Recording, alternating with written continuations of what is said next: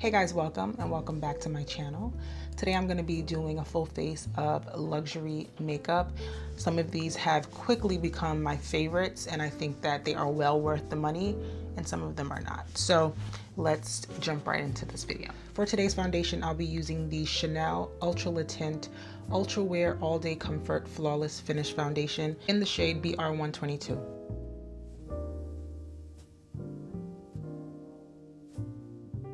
Now this foundation has easily become one of my favorites. I haven't had it for that long, but in the short time that I have had it, it has proven itself. It does have a fragrance, so if you are sensitive to smells and perfumes, you may not like it, but it does have a strong smell. I feel like that's a theme with Chanel products. I'm just gonna go in with about half a pump more and just specifically put this on the areas where I want a little bit extra coverage.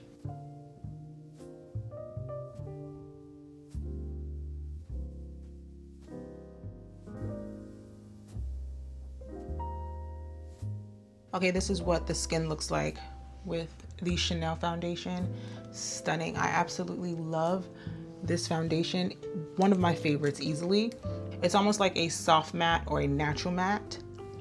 My skin looks very good, but it doesn't look overly oily or shiny, and it doesn't look overly matte. It's a nice balance of the two. I wouldn't say it's a completely full coverage foundation, but it's almost there and definitely buildable. This one is a product that I would definitely repurchase.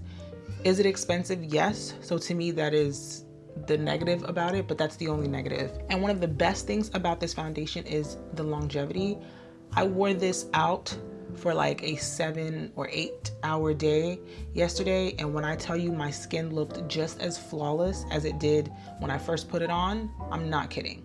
For bronzer, we're going to use the Westman Atelier Sun Tone Bronzing Cream in the shade Soleil Parfait 4. This is such a lovely contour cream. I really like this one. I've used it a few times on my channel, so you guys know I love this.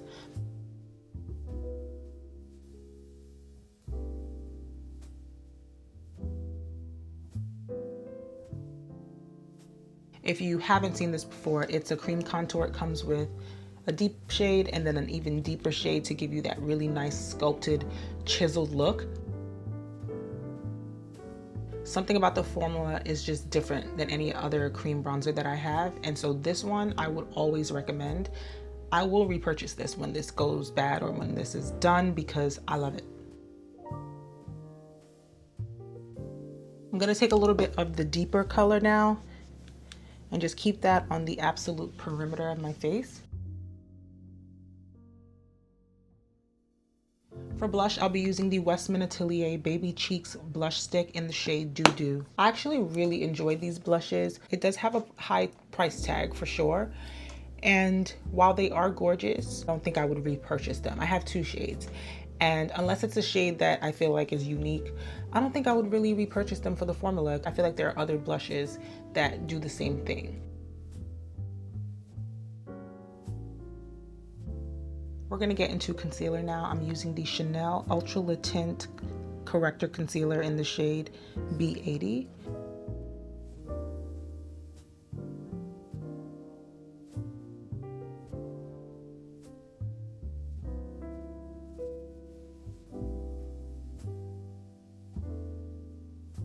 I'm gonna let it dry down for a couple of seconds before I blend it out so I can get as much coverage as I can, because I'm not going in with another brightening shade. This is gonna be it.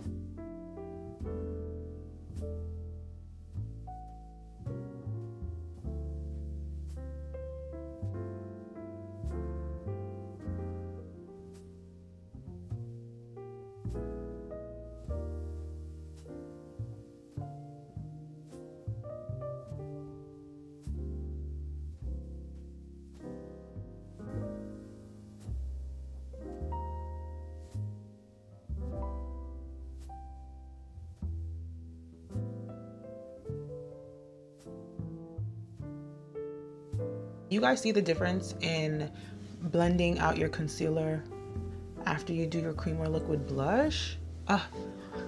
You don't really have to do too much to blend the two together. The concealer just sort of fades it out for you naturally. Now we're gonna go into under eye setting powder. I'll be using my Givenchy Prisme Libre matte finish and enhanced radiance loose powder. This one is in the shade Popeline Mimosa number 5. This is where e.l.f. got their dupe from for the 4 shades into one, but it doesn't compare to this. Press this into the skin completely.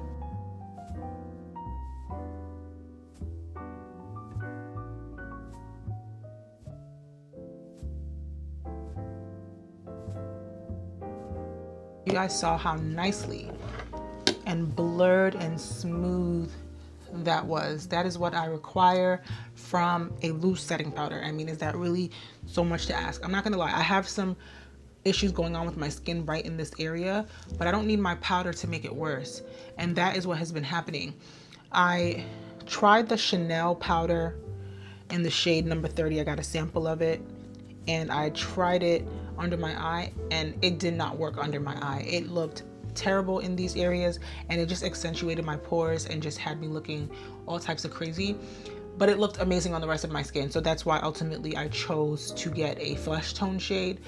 So I wouldn't recommend that Chanel powder for your under eye. Me personally, I've seen it work for a lot of other people, but if you have any type of texture underneath your eyes, I would stay away from it. This Givenchy one is really, really nice. Really, really nice. And this is such a nice, subtle highlighted color that would work great for us brown skin girls. Okay. Now we're gonna go into the loose powder for the rest of my face. I don't typically use a loose setting powder for my overall face shade. I usually go in with something pressed, unless it's my Makeup Forever loose powder in the shade Sienna. That is the only loose powder I have ever used on my face. But let me tell you, this Chanel Natural Finish Loose Powder, top tier.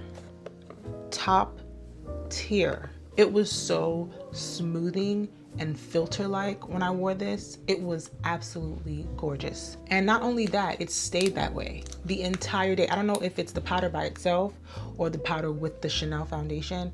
I'm gonna try this again with like some of my other favorites, like the NARS Natural Matte Foundation. I'm gonna try it with that and see if it works the same with that. But y'all, this is the Chanel loose powder. Comes with a puff and all that. This one is in the shade 91. I made the mistake of getting the shade after this, which is I think 121, way too dark, but 91 is a better match for me. So we're gonna go in with that and just set the entire face.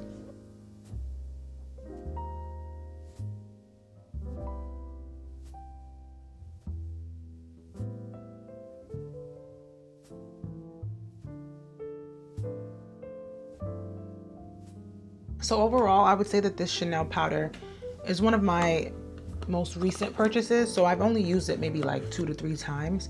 So that's what my opinion is based on.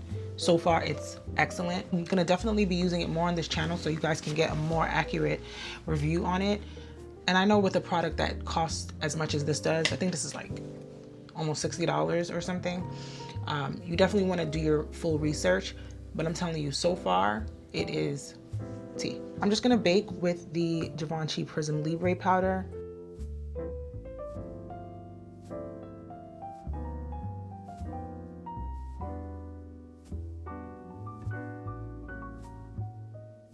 Okay, the eyes are all done. I'm gonna go into my powder bronzer now. I'm using the Giorgio Armani Luminous Silk Bronzing Powder in the shade 120. Now this is a good bronzer, but it's not great. I probably would not repurchase this.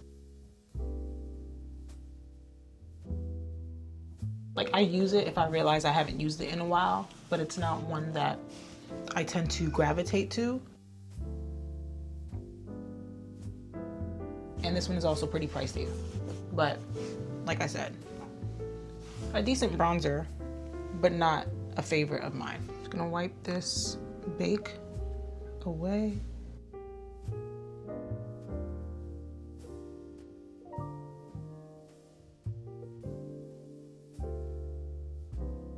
I'm I'm gonna take the Charlotte Tilbury Airbrush Flawless Setting Spray and spray my whole face and just bring all those powders together. Gonna line my lips. I'm going to use the Chanel lip liner in the shade 264 Brun Noisette. This liner comes with a sharpener, which is awesome. As far as the color of this, it's a brown. Could it be deeper? Absolutely. I like the shade of it, but what I really like about it is the staying power.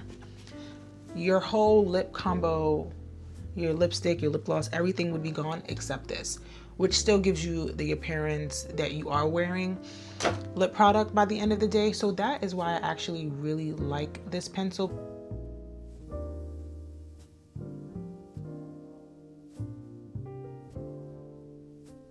You guys see what I'm talking about? Where like, it's a nice deep brown, but it could be deeper. That's how I feel about it. I feel like it's similar in color to Chestnut.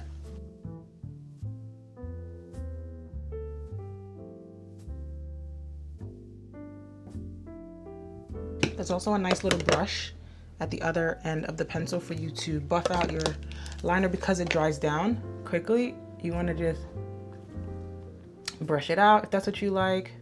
Give it that ombre effect before it completely dries down.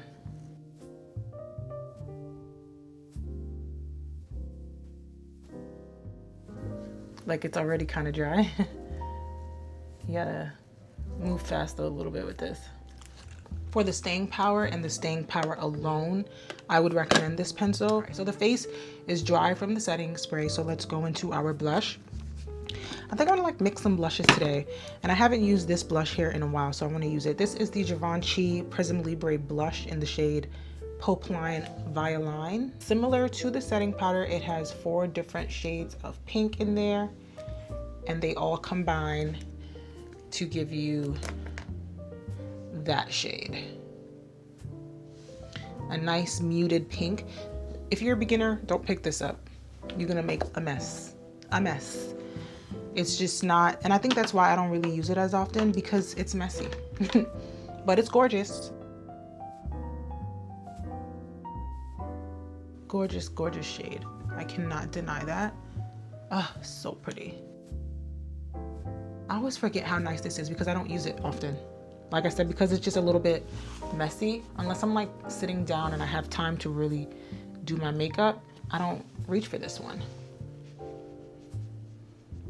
It smells really good too, so there is a perfumey scent to this one.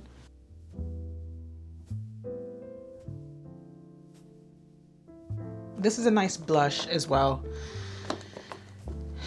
Is it worth the amount? I don't know. Gorgeous blush. I mean, it depends on how much blush means to you. If you're a blush person and you love blush, then absolutely. But look at that. Look how good that looks. Lovely. All right, now I have the YSL Couture Face Palette, blush and highlighter palette. I reviewed this on my channel a while back, but we're gonna mix this in today. I think I'm gonna go into this shade over here and just keep that more on the cheeks as a highlighter.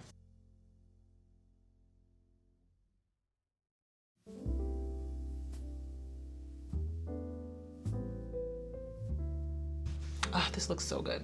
Now this blush palette is very nice. I'm gonna travel soon and I think I'm gonna take this because it has a lot of options for me.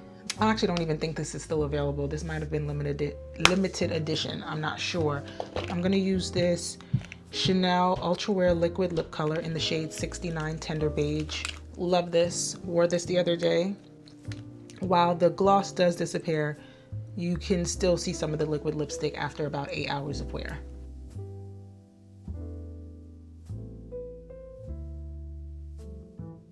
All right, I know we're supposed to be keeping this look luxury, but I need a little bit deeper of a liner on my lips. To just deepen up the lips a little bit, I'm gonna take Anastasia Beverly Hills Lip Liner in Obscura, just to go along the outline of my lips.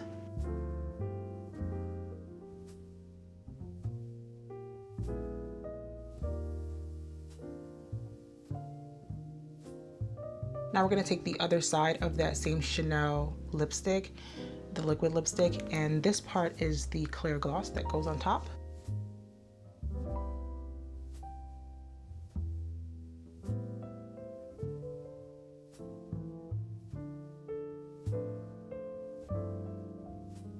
Okay guys, here we have the final look using all luxury makeup products. I don't know if you guys can tell, but there's absolutely a difference in the finish of my skin. And I think it's the Chanel foundation underneath the Chanel powder. Like these two together, amazing. I kind of went through each product as I was applying it, letting you know if I would recommend or if I think it's worth the high price tag or not. But let's just do it really, really quick one more time. The Chanel foundation, yes, yes, yes. The Chanel powder, yes, yes, yes. Very expensive, worth it.